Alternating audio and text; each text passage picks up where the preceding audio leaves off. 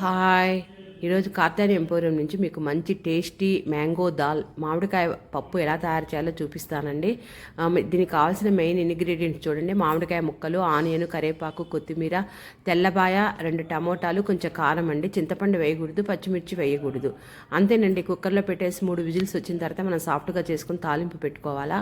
ఈ మామిడికాయ ముక్కలు మధ్యలో వచ్చిన మామిడికాయ ముక్కలు కాదండి. మామూలుగా సమ్మర్లో సీజన్ అప్పుడు తీసుకొని మనము మంచి మామిడికాయ ముక్కలు ప్రిజర్వ్ చేసుకుంటామండి ఫ్రిడ్జ్లో. అవి మనకు నెక్స్ట్ సమ్మర్ వచ్చేంత వరకు కూడా ఉంటాయి. అవి అయితేనే చాలా టేస్టీగా ఉంటాయి. మధ్యలో వచ్చిన మామిడికాయ ముక్కలు అంత టేస్ట్ ఉండవండి.